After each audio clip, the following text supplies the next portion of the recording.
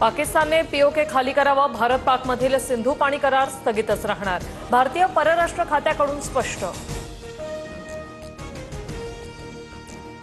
जम्मू काश्मीरबाबतचे प्रश्न द्विपक्षीय पद्धतीने सोडवले जाणार, आम्हाला कुणाचीही मध्यस्थी मान्य नाही. भारत आणि अमेरिकेतील चर्चेत व्यापाराचा मुद्दा नव्हता, ट्रम्प यांच्या दाव्यावर परराष्ट्र मंत्रालयाकडून स्पष्टीकरण.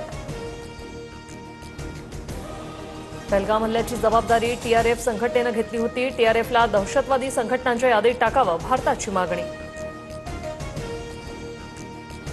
पराभवानंतरही ढोल वाजवण्याची पाकिस्तानची परंपरा जुनी, पाकिस्तानमधील जल्लोषावर परराष्ट्र खात्याची प्रतिक्रिया. पंतप्रधान मोदींकडून एअरफोर्स, नेव्ही आणि आर्मीच्या जवानांना सल्यूट, भारतीय सैन्य न्यूक्लिअर ब्लॅकमेलिंगच्या धमकीची हवाच काढून टाकतात, पंतप्रधान मोदींचं वक्तव्य. भारताची S-400 एअर डिफेन्स सिस्टीम उद्ध्वस्त केल्याचा पाकचा दावा खोटा, आदमपूर एअरबेसवरील S-400 सिस्टीम सुस्थितीत, S-400 डिफेन्स सिस्टीम समोर उभा राहत पंतप्रधान मोदींचा जवानांसोबत संवाद.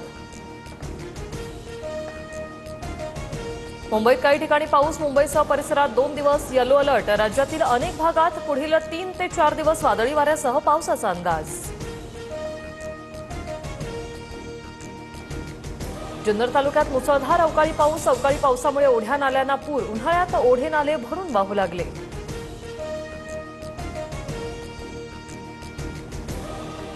इगतपुरी तालुक्यात सलग 6व्या दिवशी अवकाळी पावसाची जोरदार हजेरी, विजेच्या कडकडाटासह मुसळधार पाऊस, अवकाळी पावसामुळे शेती पिकांचं मोठ्या प्रमाणात नुकसान. अंदमानमध्ये मान्सून दाखल, 27 मे रोजी मान्सून केरळात दाखल होण्याची शक्यता, पुढील 4 ते 5 दिवस महाराष्ट्रात मान्सून पूर्व पाऊस होण्याचा हवामान खात्याचा अंदाज.